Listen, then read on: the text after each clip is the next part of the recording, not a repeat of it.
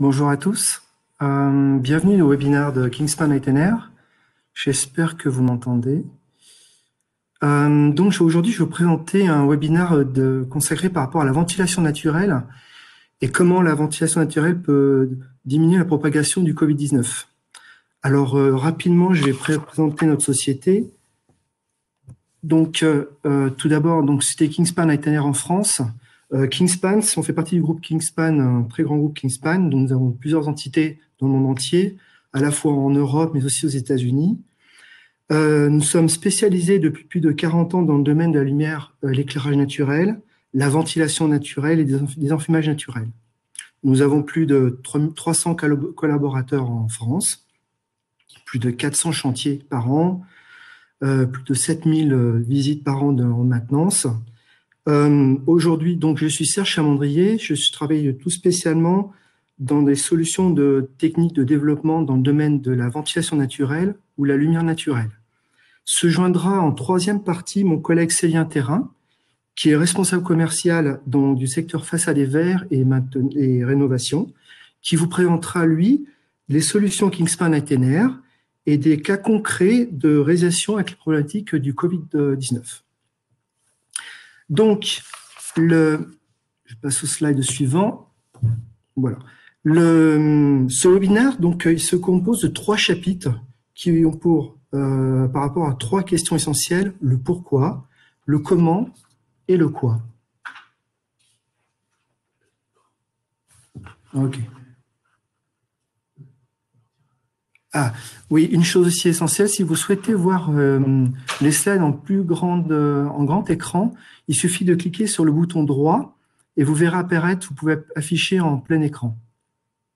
Donc, clic droit et vous pouvez choisir plein écran. Comme ça, vous aurez les slides en grande dimension. Donc, 3 chapitres, pourquoi, comment et quoi.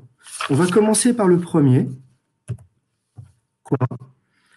Donc, pour montrer un petit peu, rappeler certains faits dont le Covid a un impact sur l'environnement.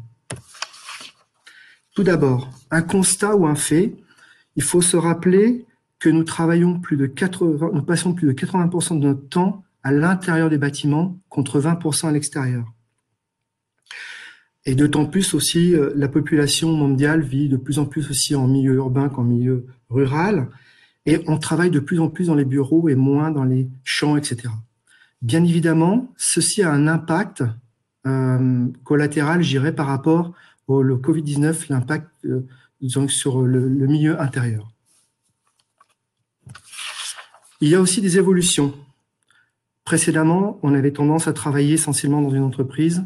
De plus en plus, maintenant, le confinement, les risques qui ont été liés par rapport au Covid-19 ont fait changer un peu les modes de travail.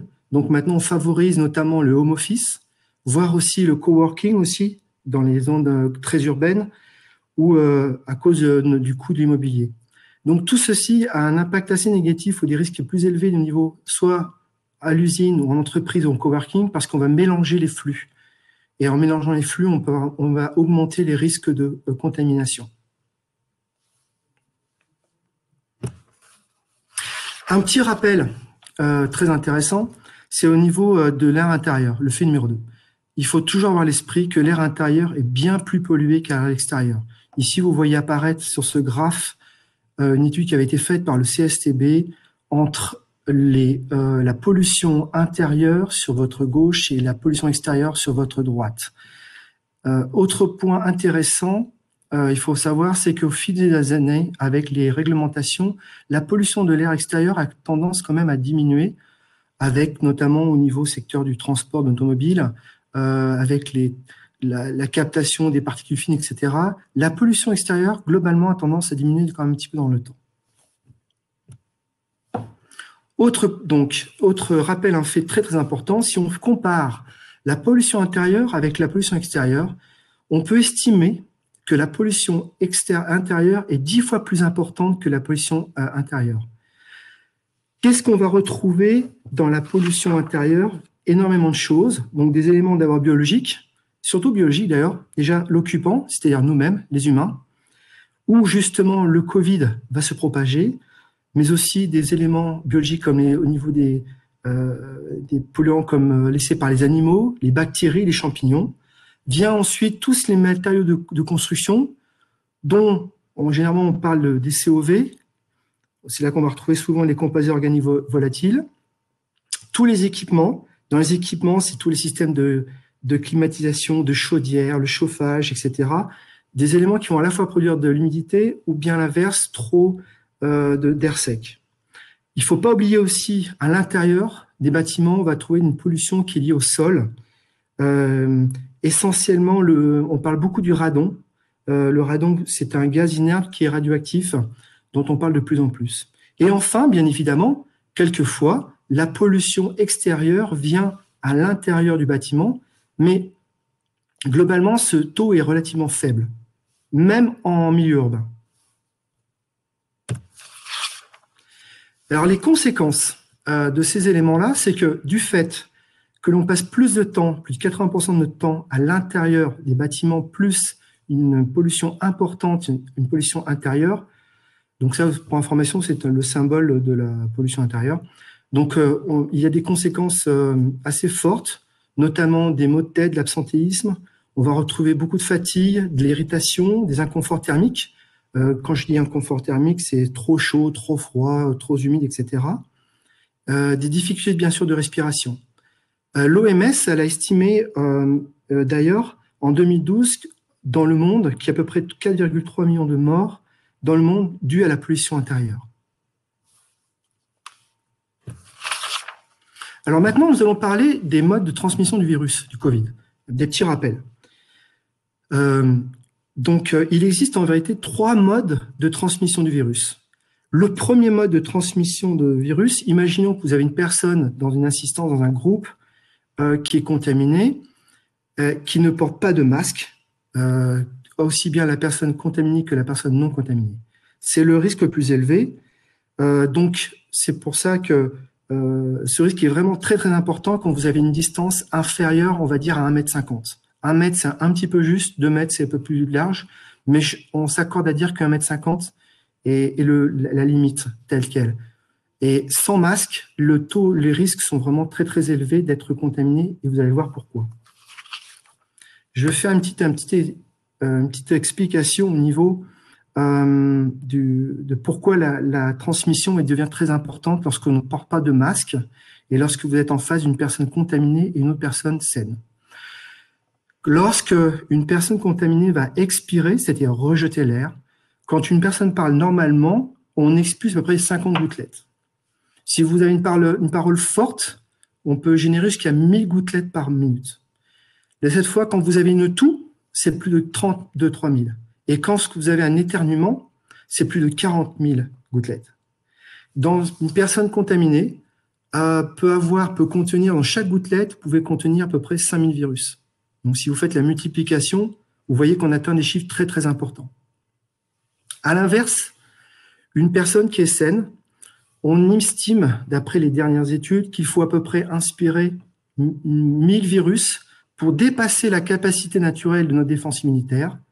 Et à partir de ce moment-là, on risque à nouveau d'être infecté et nous-mêmes, par la suite, devenir producteurs de virus. Parce que l'être humain sert de machine à produire des virus et on peut ensuite se propager et extraire. Le second mode qui peut avoir de transmission de virus, c'est une distance dite via l'aérosol ou des virus aéroportés. Cette fois, c'est la même personne va éternuer ou parler, une certaine partie des gouttelettes qui sont beaucoup plus fines vont pouvoir se aéroporter, donc se déplacer dans les airs. Donc, en fonction de la température, de l'hygrométrie, des courants d'air, les virus aéroportés, ils se déplacent. Et dans certains cas, une personne qui se dit, généralement, on donne des valeurs comme distance à 4 mètres, mais ça peut être un peu plus, qui ne porte pas elle-même de masque, peut avoir des risques d'être contaminée. Mais ce risque est beaucoup plus faible au regard du premier, bien plus faible. Le dernier mode de transmission, cette fois, c'est un mode de transmission par le contact, au niveau des surfaces. Lorsqu'une personne contaminée va tousser ou parler ou mettre sa main, et lorsqu'elle va poser les mains sur des surfaces, elle va poser donc à la fois des virus.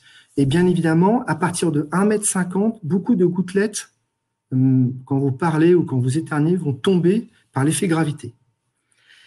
Plus l'humidité est importante, et plus les gouttelettes absorbent l'air humide et augmentent son poids, et donc les gouttelettes vont tomber. Les gouttelettes qui sont contaminées, elles n'ont aucun moyen après de se développer. Elles restent en l'état, d'accord? Donc, par contre, en fonction de la surface, le virus, il va disposer d'une durée de vie qu'on va voir par la suite, plus ou moins longue. Donc, cette contamination, la contamination par ce mode de transmission, est quand même relativement faible, parce qu'il faut non seulement toucher une grande quantité de virus, puis ensuite, il faut que ce virus puisse être ingéré ou inséré dans le corps humain. Et je rappelle une chose, c'est que le Covid-19 se transmet par 3 voies, on va dire, par la bouche, par le nez ou par les yeux, mais pas par la peau.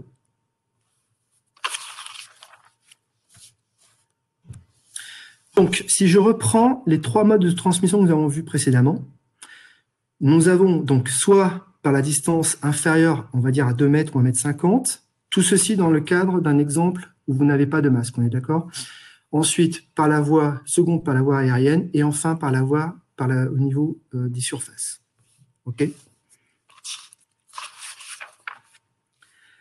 Un petit rappel concernant la durée de vie du Covid.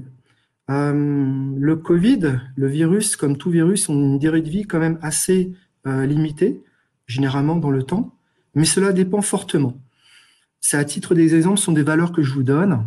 Quand vous êtes des gouttelettes qui sont les gouttelettes au niveau 1, donc les gouttelettes de grosses dimensions, tout comme les particules fines, on estime à peu près à 3 heures. Pour les particules fines en aérosol, ça peut varier fortement même entre 0 et 3 heures, mais ça va dépendre d'autres facteurs que nous verrons par la suite. Pour les surfaces, par contre, ça peut varier énormément. Ça peut varier entre 3 heures, imaginons que vous déposez du virus sur du cuivre, mais ça peut rester jusqu'à 5 jours. Des mesures ont été faites jusqu'à 5 jours sur du tissu, de la céramique ou du verre, par exemple. Mais ce qu'il faut avoir à l'esprit, c'est que la température et l'humidité ont un impact très important sur la propagation du virus. Et nous verrons par la suite l'intérêt de la ventilation naturelle. D'abord, la température va réduire le risque de contamination. Parce que quand vous avez un petit schéma en dessous, lorsque vos gouttelettes sont contaminées, elles vont s'évaporer plus vite, plus rapidement quand il fait chaud. Je rappelle que la chaleur ne tue pas le virus, mais elle va ralentir sa progression. À l'inverse, donc, quand vous avez une humidité qui est un peu plus importante, on augmente le poids des gouttelettes. Et donc, les gouttelettes vont chuter plus rapidement. Donc, vous avez moins de chances d'avoir le contact de ce virus avec vous. Sur le graphe, il y a un petit graphique que vous voyez sur votre droite qui donne, en fonction de l'humidité relative, sur l'infectiosité, son taux d'infectiosité. Qu'on voit, à partir de ce moment-là, qu'à partir de 40% d'humidité, l'infectiosité, la charge virale, entre guillemets, va être beaucoup plus faible. D'ailleurs, à ce titre, vous avez donc pour limiter la propagation des virus, le fameux MIT, le Massachusetts Institute of Technology, il préconise une température supérieure à 20 degrés et une humidité relative entre 40 et 60%. Je parle d'humidité relative. Ce qu'on voit ici sur le graphe, on voit très bien la zone verte, vous voyez en plein milieu, c'est le taux d'humidité idéal pour éviter la propagation. Mais ça vaut aussi également pour bien d'autres domaines, que ce soit aussi bien pour les champignons que pour les bactéries ou d'autres éléments. Généralement, il faut toujours à l'esprit, essayons de voir toujours dans un bâtiment une humidité relative entre 40 et 60%, ce qui n'est pas toujours le cas de certaines technologies de ventilation. Et ce qui est intéressant, c'est que généralement, toutes les solutions de ventilation naturelle, elles sont bonnes pour lutter contre la propagation du Covid, parce qu'on apporte de l'air frais, de l'air neuf, etc.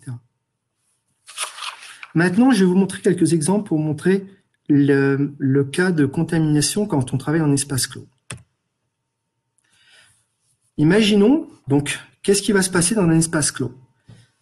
Il faut avoir à l'esprit que de plus en plus maintenant, malheureusement, c'est un effet négatif, on a des bâtiments qui sont de plus en plus étanches à l'air. Donc, on n'est plus dans un élément d'espace clos.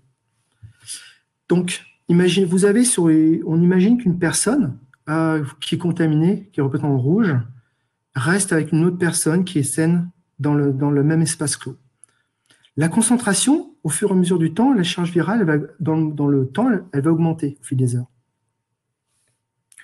C'est-à-dire que la personne, au fur et à mesure qu'elle va expirer ou inspirer, elle va projeter des gouttelettes dans l'air. Certaines parties vont tomber, d'autres vont rester en suspension dans l'air. Sans renouvellement de l'air, la concentration de la charge virale, elle augmente. D'accord ? Des chercheurs, ils ont estimé qu'il fallait à peu près 50 minutes pour contaminer une personne dans un espace clos. C'est pour vous faire une idée, c'est comme si vous aviez cette personne en rouge qui fumait des cigarettes dans un espace clos. Au bout d'un certain temps, cet espace, il est saturé de fumée. La fumée l'avantage, entre guillemets, de la fumée de la cigarette, c'est qu'elle est visible, elle est odorante. Ce qui n'est pas le cas, malheureusement, des gouttelettes et des virus. La solution essentielle, c'est de diluer et de ventiler naturellement. Si je reprends l'exemple de la personne qui fume une cigarette dans un espace clos, quel est le premier geste que toute personne fait pour chasser l'air, pour assainir l'air ? Nous ouvrons les fenêtres, on ouvre les exutoires, etc. On renouvelle l'air intérieur avec de l'air extérieur. Eh bien, pour le Covid, ou tout virus, etc., c'est exactement la même chose à faire. On remplace l'air vicié par de l'air neuf, et que ce soit en été ou en hiver, il est primordial de ventiler l'air naturellement. Il y a certains gouvernements qui préconisent enfin de ventiler naturellement les espaces. Il n'est pas nécessaire d'ouvrir pendant des heures. 5 à 10 minutes à raison de 5 fois par jour est une bonne démarche. Cette action, on peut la faire aussi bien, et il faut la faire aussi bien en été qu'en hiver. Et pourquoi ? Parce qu'en hiver, le chauffage, il réduit fortement le taux d'humidité des pièces. Et quand l'air est sec, le Covid aime bien l'air sec. Nous l'avons vu précédemment. Donc, il faut penser aussi à ventiler naturellement. Ça apporte certes de l'air frais où on abaisse la température dans un local ou dans des bureaux, mais on augmente naturellement, l'humidité dans la pièce. Comme tout le port de masque est nécessaire, l'aération naturelle doit s'ajouter aux préconisations. Je présente ce slide, qui est très important, c'est vous présenter l'utilité de mesurer le taux de CO2. Un petit rappel. Lorsque l'air, généralement, à l'extérieur, c'est composé de 21% d'oxygène, vous avez 76% d'azote, mais seulement 0,04% de dioxyde de carbone, CO2. Lorsqu'on va inspirer, on va rejeter une partie de l'oxygène à raison de 16%. L'azote ne change pas. Par contre, le dioxyde de carbone, on fait une conversion de l'oxygène par du dioxine, on va rejeter 4%. Si vous voyez au niveau des différences, on va perdre 5% d'oxygène quand on va expirer, mais par contre, le taux de dioxyde de carbone va être diminué par 100. Et c'est un moyen qui est extrêmement simple dans des bâtiments quand vous mesurez la qualité de l'air. Plus le taux de CO2 dans une pièce est important, cela indique qu'une grande partie de l'air a été expirée par la personne ou des personnes dans une zone, dans un confinement. Ça se mesure très facilement, notamment dans les cas d'école, dans les classes de cours, avec les élèves. Avec 30 élèves, vous avez le taux de CO2 qui va monter très très vite. Ainsi, dans de nombreux cas, nous proposons des solutions qui vont mesurer le taux de CO2 et ensuite on va appliquer des solutions automatiques d'ouverture afin de purger l'air vicié. Je passais à un autre slide, cette fois, concernant, nous avions vu des cas d'espaces clos relativement petits. Maintenant, quels sont les risques de contamination dans des grands volumes? Alors, les risques sont plutôt assez faibles et je vais vous expliquer pourquoi. Alors, quand je dis dans les grands volumes, ça peut être par exemple des usines ou des centres commerciaux, etc. Le risque quand même de contamination est faible. On va prendre l'exemple d'une personne qui est contaminée, toujours représentée en rouge, avec une personne saine. On est inférieur à moins de 2 mètres, et en plus de ça, on va avoir un vent, une circulation d'un vent qui est représentée, qui va de la personne contaminée vers la personne non contaminée. On estime, des mesures ont été faites par des chercheurs, ils estiment qu'il faut à peu près que la personne que vous voyez qui est contaminée, elle parle pendant au moins 5 minutes d'affilée, 5 minutes sans s'arrêter, pour pouvoir contaminer cette personne-là. Mais dans la réalité, ce n'est pas le cas. On n'est jamais fixe, 2 personnes ne sont jamais fixes dans des grands volumes. Qu'est-ce qui se passe ensuite? Le même exemple, si une personne, cette fois, ne parle pas, on est toujours à espace rapproché, c'était à peu près à plus de 50 minutes. Si on reprend toujours avec un vent contaminé qui va vers la direction de la personne saine. Donc, il faudrait que cette situation dure plus de 50 minutes, ce qui est rarement le cas. Quand vous vous déplacez dans les magasins, d'autant plus avec les masques, les contacts sont très très faibles et très rapides. Ce qui niveau par contre, il y a un peu plus de risque par contre pour les personnes qui travaillent continuellement dans les grands magasins par exemple. Mais ça c'est pour vous donner, ce sont des idées de manière générale. Donc, on va passer maintenant à une autre question qui peut toujours, bien sûr, ce slide, c'est bien sûr toujours la meilleure solution, c'est bien sûr diluer et ventiler naturellement et de manière régulière. Dans tous les grands bâtiments, que ce soit des usines, le fait d'ouvrir les portails, les d'accès, etc., ça va vous permettre d'apporter de l'air. Et ceci est appliqué à la fois en été qu'en hiver. Maintenant, une autre question peut se poser. Cette fois, quels sont les risques de contamination d'une personne qui serait infectée à l'extérieur, et qu'est-ce qui pourrait infecter à l'intérieur dans un bâtiment? Eh bien, là aussi, les risques sont relativement faibles, mais vraiment très très faibles, pour plusieurs raisons que je vais vous expliquer. Tout d'abord, il y a à peu près 4 ou 5 raisons, on va dire. La premièrement, c'est comme on a vu tout à l'heure, la durée de vie du virus est relativement faible à l'extérieur. D'autant plus, un effet important, c'est à cause du fait la température de l'été, en plus, elle augmente l'évaporation des gouttelettes, comme on l'a vu, ou bien vous avez aussi le taux d'humidité qui va faire chuter ces particules virales. Il y a un autre effet aussi qui est intéressant, c'est l'effet des UV, les UV ont tendance à détruire, à attaquer la couche protective des virus type ARN. Alors, c'est d'autant plus vrai vous savez qu'il y a 3 types de UV, il y a les UV A, B et C. Fort heureusement, l'UV A et B, ils sont assez présents, entre guillemets, on les reçoit assez présents sur nous, notamment en été. L'UV type C, beaucoup moins, et fort heureusement, parce que ça aurait eu des conséquences un peu graves sur l'humain. Et d'ailleurs, il existe, vous savez, on entend parler beaucoup de solutions qui existent, des systèmes d'assainissement qui existent à base de tubes UV-C. Alors, ça marche très très bien. Ça tue, ça assainit le virus. Simplement, il y a quelques précautions à avoir parce que c'est extrêmement dangereux au niveau de la peau et au niveau des yeux.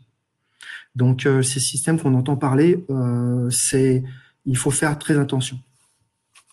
D'ailleurs, maintenant, les constructeurs automobiles aussi travaillent sur des solutions d'assainissement des airs intérieurs à base de lampes UVC. Mais rien ne vaut la ventilation naturelle parce que c'est toujours la notion de ventiler. Un autre point, dernier point aussi que je n'ai pas indiqué aussi, c'est très important, c'est qu'aussi quand on est à l'extérieur, c'est que les rayons du soleil, donc ils ont un effet positif, on dirait, sur la production de la vitamine D. Et il a été démontré qu'une carence de vitamine D, elle aggrave les patients qui sont atteints par le Covid-19. Juste un point très rapide sur d'autres systèmes de ventilation qui existent. On connaît le système de ventilation type climatisation. C'est actuellement le système le pire, pour 3 raisons que j'ai classées par rapport au mode de système.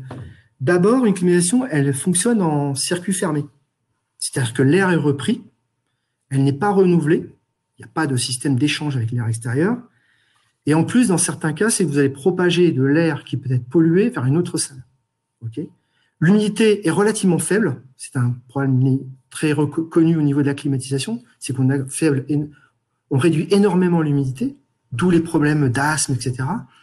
Et puis souvent, la température est relativement plus faible, d'autant plus en été, parce que l'avantage, par contre, l'avantage de la climatisation, c'est qu'on peut régler à une température très fixe, c'est qu'on veut obtenir.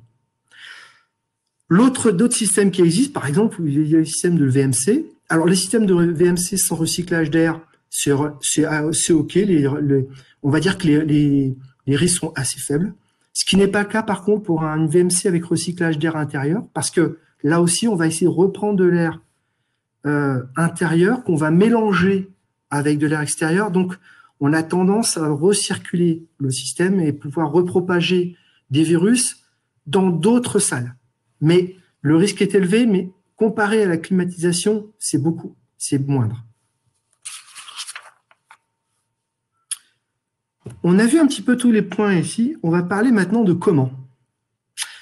À propos, comment faire de la ventilation naturelle.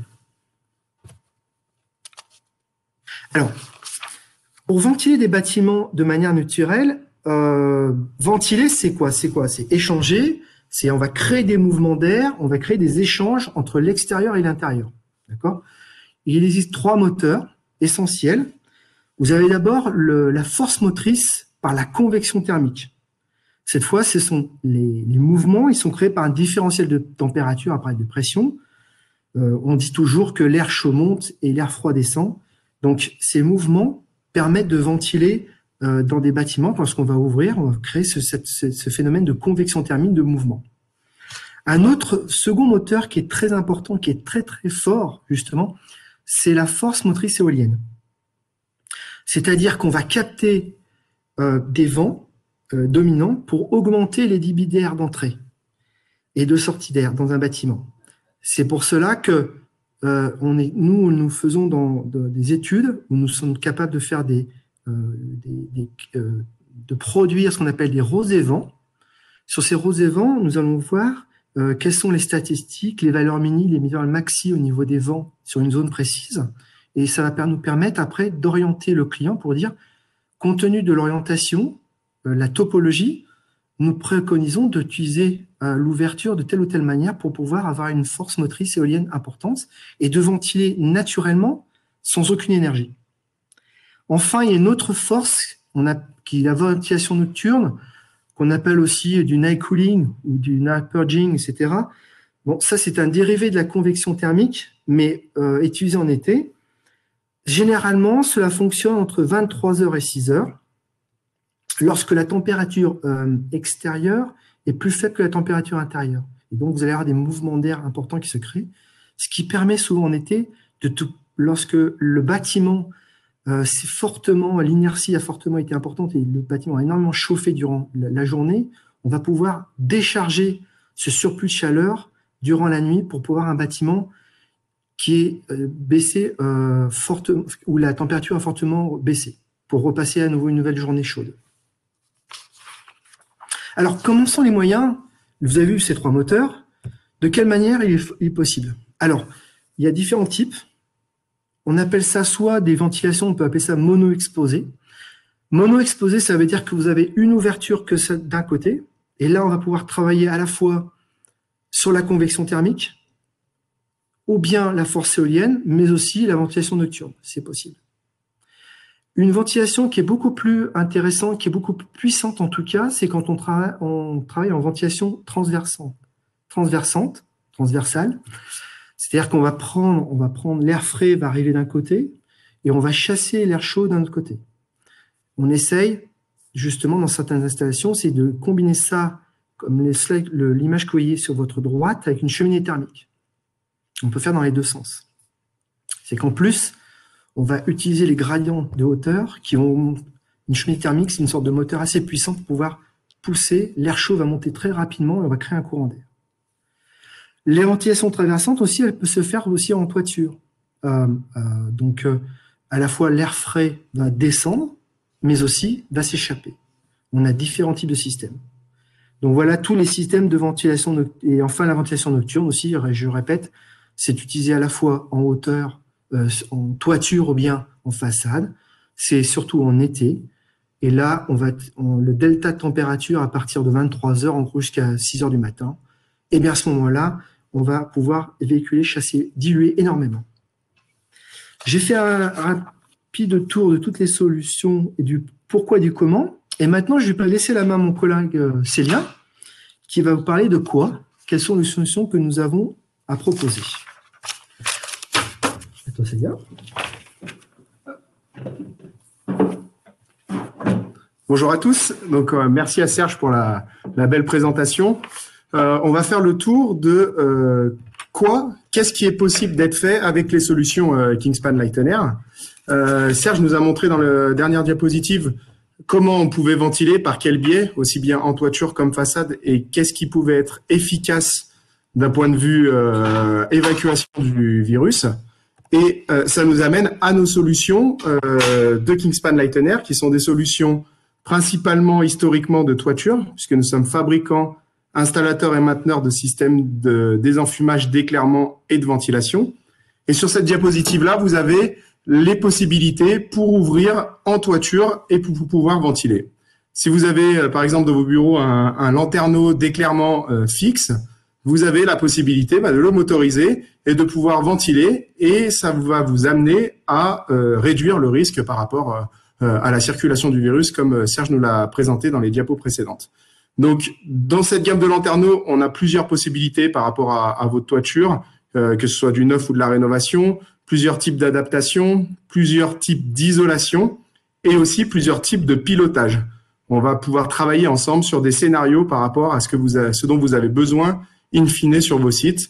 On va pas avoir le même besoin dans un bâtiment industriel que dans un immeuble de bureau ou dans une zone laboratoire. On va vraiment s'adapter aux problématiques de chacun. Donc Kingspan Lighten Air a la chance de pouvoir bénéficier d'un panel très large et de pouvoir offrir des solutions clés en main en tant que fabricant, mais aussi installateur. Donc on va mettre en place les systèmes pour que vous puissiez utiliser les lanterneaux pour ventiler, ou que vous puissiez utiliser des ouvrants dans des voûtes ou des ouvrants dans les façades. L'idée, c'est vraiment, d'un point de vue ergonomique, de pouvoir, comme on le fait dans le cadre du désenfumage naturel, de pouvoir balayer la chaleur et le virus pour essayer vraiment d'évacuer et de renouveler l'air à fréquence régulière en ouvrant à la fois en façade, par le bas ou par le haut. C'est ce qu'il y a de plus efficace, c'est ce que Serge nous a présenté. Les gammes que l'on voit là en façade, elles nous permettent de nous intégrer dans des menuiseries. Elles nous permettent d'avoir des pilotages très ergonomiques, très faciles à l'usage. Et l'objectif à chaque fois, c'est de pouvoir mettre en place des systèmes de ventilation qui soient maintenables, faciles, donc soit avec des interrupteurs, soit avec des automates de gestion qui vont permettre, selon un scénario établi, d'ouvrir et de fermer. Donc on pourrait faire un scénario très simple, ce serait de mettre en place une sonde CO2 et un déclenchement automatique de notre châssis fenêtre de façade automatisé pour qu'il ouvre et qui permette de ventiler la pièce, et que selon le taux de CO2 et le risque virus, on puisse libérer l'air vicié et avoir un apport d'air neuf. Donc l'objectif pour les commerciaux terrain, c'est d'apporter une solution clé en main, sur mesure, appropriée aux besoins de chacun. Et j'insiste, on va avoir vraiment des solutions vraiment diverses selon l'activité et l'exploitation de votre bâtiment.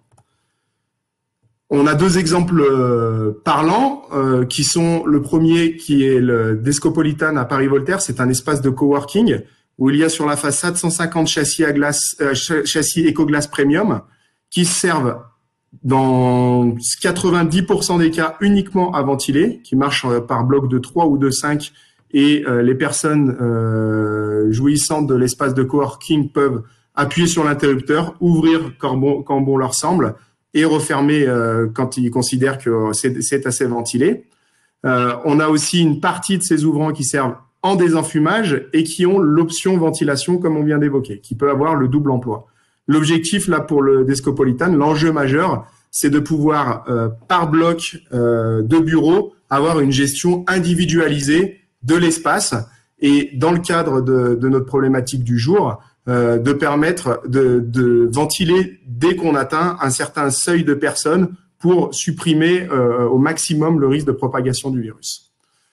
Le deuxième exemple important, c'est le club de tennis d'Échirolles. Vous avez des châssis en partie basse du bardage polycarbonate et des châssis dans la toiture shed haute qui permettent d'avoir un balayage naturel de la chaleur, de la ventilation à l'intérieur du bâtiment et qui permettent que lorsque vous jouez au tennis, de limiter la propagation, d'avoir moins chaud, limiter la propagation du virus en ouvrant tous les châssis et permettre aussi à la température de baisser à l'intérieur du bâtiment.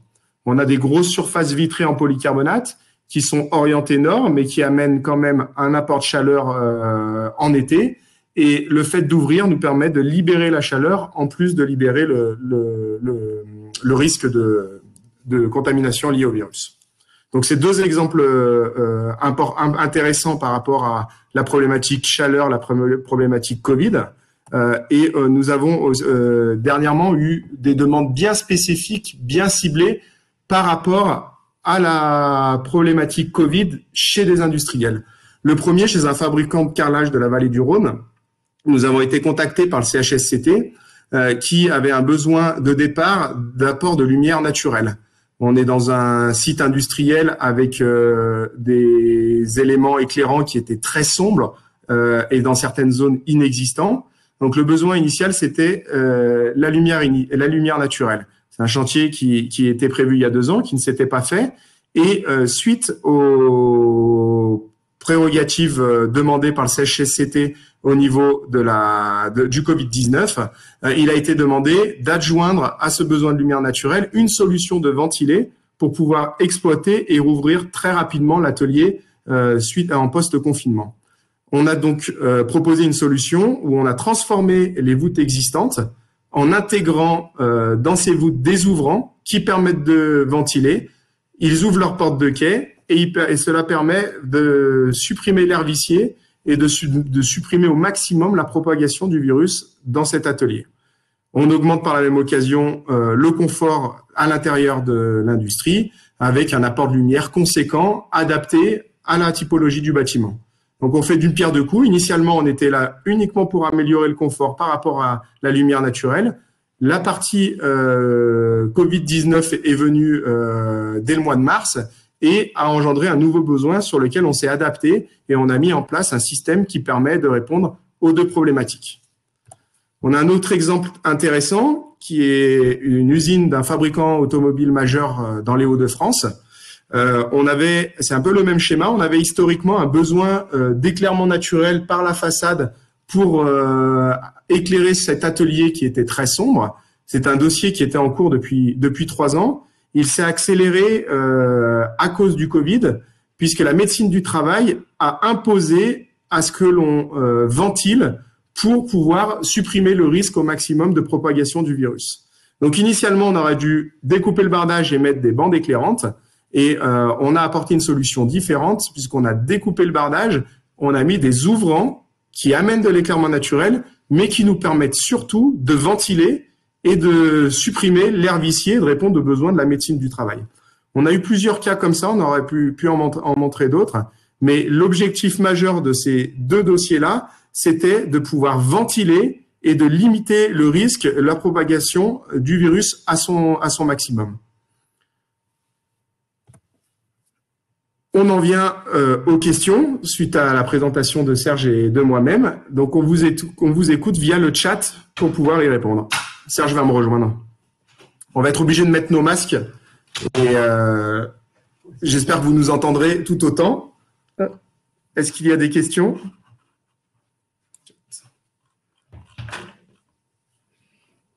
On n'a pas de questions.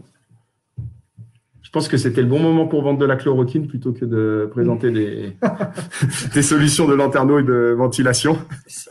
Quoi qu'il en soit, si vous avez des questions complémentaires, n'hésitez pas, vous voyez apparaître nos adresses mail. Donc, n'hésitez pas à nous contacter, que ce soit pour des projets, des questions liées au Covid par rapport à la ventilation. Avec plaisir, nous répondrons. Et pour toute question, n'hésitez pas. Est-ce qu'il y a d'autres? Il n'y a pas de questions, c'est que c'est complet alors. C'est que c'est complet.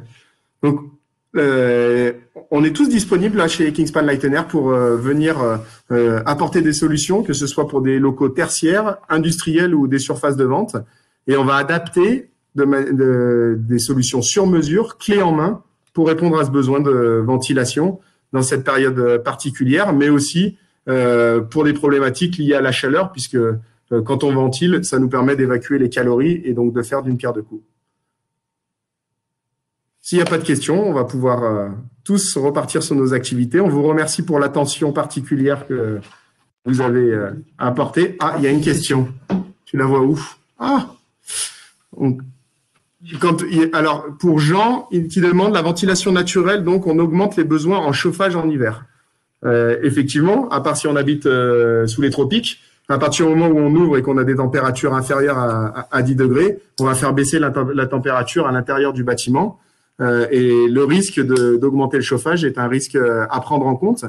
Encore une fois, il faut mesurer cela selon les conditions dans lesquelles vous évoluez. On va pas avoir le même niveau de réponse dans un bureau que dans une industrie. Et dans une industrie qui fabrique du carrelage comme tout à l'heure ou une industrie automobile, à chaque fois, on a un niveau de réponse qui est différent par rapport à la problématique réelle du projet. Néanmoins, il faut après se poser la question, qu'est-ce qui est le plus prioritaire? Est-ce que la priorité, est-ce que c'est une augmentation du chauffage ou bien la qualité de l'air? Dans beaucoup des cas, de plus en plus en tout cas, je dirais les bureaux d'études, les architectes préfèrent qu'on augmente, qu'on ait une meilleure qualité de l'air, même si au détriment, on va avoir une surconsommation au niveau du chauffage. Mais n'oubliez pas une chose, c'est qu'avec nos systèmes automatisés, on peut très rapidement ouvrir, je vous dis un exemple, en 5 minutes, un châssis en façade et ensuite on va refermer. En 5 minutes, vous faites ça je dis un exemple, dans des salles de classe, vous faites ça à raison de 5 fois par jour, on va extrêmement bien ventiler. Et en plus, le fait de mesurer le taux de CO2, comme on vous expliqué tout à l'heure, ça permet de voir si l'air est vicié ou pas. Donc, c'est un moyen, c'est un bon indicateur pour dire, tiens, j'ai un peu trop de CO2, mon taux de CO2 est de l'ordre de, je vous dis un exemple, 1500 ppm, qui est un taux à peu près généralement admis. Et à ce moment-là, il est temps que j'ouvre. De toute façon, l'air devient vicié et que ça soit à la fois par rapport à la problématique du Covid-19 ou pour toute la problématique de l'air pollué intérieur, il est nécessaire d'ouvrir. On a une autre question. Comment la protection contre la pluie est-elle assurée pour les ouvertures en toiture? Donc, on a des capteurs pluie et vent. C'est une très bonne question. On a automatiquement des capteurs pluie et vent qui permettent de refermer en cas de pluie. Et ensuite, on a des systèmes qu'on appelle des systèmes tout temps chez nous. Je pense notamment à l'industrie, là, quand j'évoque ça, qui permettent d'ouvrir, y compris lorsque il se met à pleuvoir, puisqu'on va avoir un système avec des lames qui sont protégées, qui permettent de ventiler, et un système complémentaire de lames horizontales qui, elles, s'ouvriront que lorsqu'il n'y a pas d'intempéries. Donc, on a des solutions par rapport à ces problématiques-là. Et encore une fois, à chaque projet, chaque réponse différente. Ensuite, vous nous demandez si les dimensionnements de nos solutions font l'objet d'une note de calcul. Le mieux placé, c'est Serge, puisque c'est lui qui réalise nos notes de calcul de dimensionnement de ventilation avec la rose des vents, etc. Donc, il existe, il y a certaines réglementations, la RSDT, par rapport à des volumes où on autorise ou pas l'utilisation de la ventilation naturelle. Ensuite, pour certains projets, on va opérer des calculs statistiques. C'est-à-dire que j'utilise un outil où je vais reprendre les températures, les statistiques de température sur un lieu précis, ainsi que la rose des vents, et on va pouvoir à peu près déterminer certaines formules de détermination des débits qu'on peut obtenir par la ventilation naturelle. Et c'est à ce moment-là que nous, on peut préconiser pour vous inciter ou vous préconiser, je dirais, d'installer plus ou tant de surface à tel endroit en façade parce que vous avez un dominant qui est plus important, on connaît la vitesse moyenne du vent à tel endroit, donc on va pouvoir optimiser au maximum. Mais ça, c'est toujours au cas par cas, c'est vraiment ce qu'on appelle une approche dite bioclimatique, où le bâtiment, ça va être, il n'y a pas une recette toute faite, ça va dépendre de beaucoup de paramètres, et là, nous, on est là pour vous apporter des solutions, pour vous dire, dans tel ou tel cas, eh bien, il faudra mettre tant de châssis avec tel temps de surface et dans telle position, etc. On a Frédéric L qui nous demande l'impact sur la réglementation thermique. Il va varier selon les projets, il va varier selon les attentes. On fait par exemple beaucoup de projets au travers de Serge sur des écoles. On inclut dans le besoin de la réglementation thermique la ventilation. Donc à chaque projet, encore une fois, sa réponse. Donc il faut pas hésiter à nous solliciter sur ces thématiques-là. On a Cédric L qui nous demande que si le système de pilotage automatique de nos ouvrants, il est de notre fourniture. La force de Kingspan Lightener, c'est de pouvoir proposer des solutions clés en main, incluant la fourniture, la pose et la mise en service du pilotage. Donc la réponse c'est oui. Et ensuite, il nous demande si c'est autonome pour des applications en logement collectif. La réponse de prime abord est oui. Mais n'hésitez pas à nous faire part de vos besoins au travers des adresses mail qui s'affichent sur l'écran pour qu'on puisse rentrer dans le détail. Je rajouterai une chose, c'est qu'en plus, nos systèmes peuvent facilement s'interfacer avec des GTB ou des GTC. Parce que dans certains bâtiments, vous allez avoir des systèmes qui ont travaillé, par exemple, je vous dis en Modbus, en BACnet, etc. Donc, nos systèmes peuvent s'interfacer pour pouvoir être plus ou moins pilotés. Et on a des solutions où à la fois, à certaines heures, on peut permettre à l'occupant de pouvoir piloter de manière manuelle, c'est-à-dire qu'on laisse la main à la personne de pouvoir piloter, d'ouvrir, de fermer les fenêtres, etc. Mais à partir d'une certaine heure, on a certains scénarios, on appelle ça des scénarios, eh bien la GTB ou la GTC va prendre la main et elle va piloter automatiquement. Ça, mais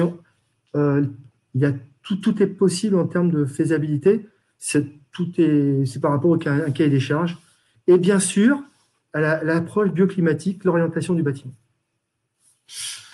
On a Bénédicte qui nous demande si on a des solutions de ventilation naturelle pour le logement, y compris en hiver quand il fait froid. Alors c'est pas là où on a l'expertise majeure. On est beaucoup plus expert sur du bâtiment tertiaire et sur du bâtiment industriel. Exact. C'est voilà. Exact. Alors on a des solutions. Elle nous demande si on a des solutions d'entrée d'air à Ventelle. On a effectivement des solutions d'entrée d'air à Ventelle. Je vous invite à regarder notre produit EcoGlass Premium sur notre site internet. Après, encore une fois, il faut regarder par projet si c'est la solution la plus appropriée à votre besoin. Est-ce qu'il y a d'autres questions?